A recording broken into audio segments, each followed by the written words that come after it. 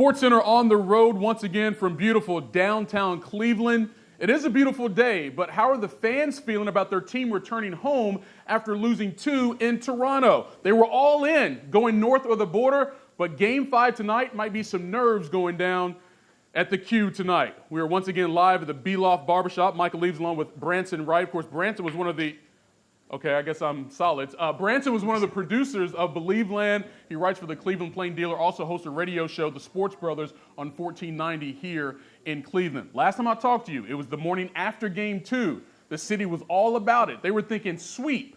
What's the sense in the city right now, considering what we just saw in Toronto? I think the city is still fired up. Six? All right, so it was 4, now it's 6. Okay. Well, here's the thing.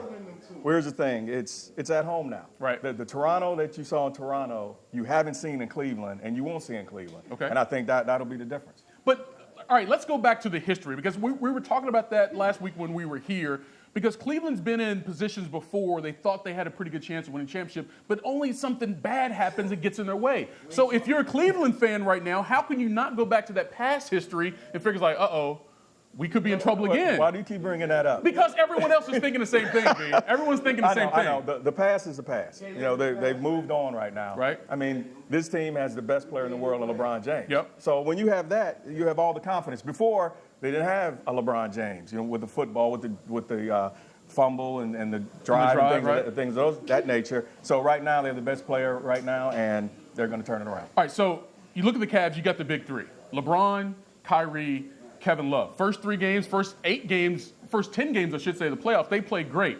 Last 2 games, only 2 of those guys have played really well. Kevin Love has not.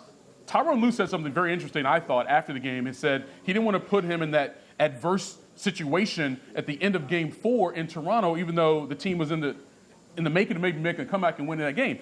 Kevin Love's an all-star. He played for Team USA. Didn't you have him on the team precisely for those situations? What am I missing here? Without question, he has to play better. But as I was telling you off the air, I think he's hurt.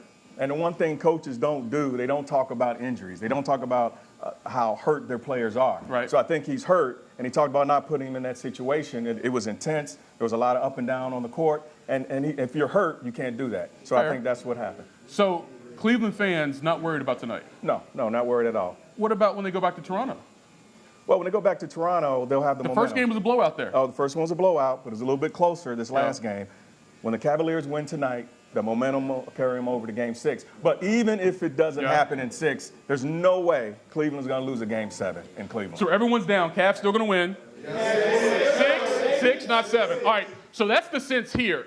Remember last week, though, there was one particular guy who said faux.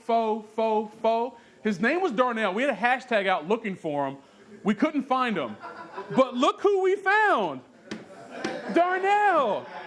I'm not sure if he's hiding or trying to get his head right, but Darnell is in the house. We're going to hear from him coming up in the 9 o'clock hour of SportsCenter. Bruh, he got some explaining to do, Randy. He got some explaining to do. You found him. You found him. You put out the call and you found him. Michael Eaves finding Darnell. That conversation still to come. Michael, we appreciate it.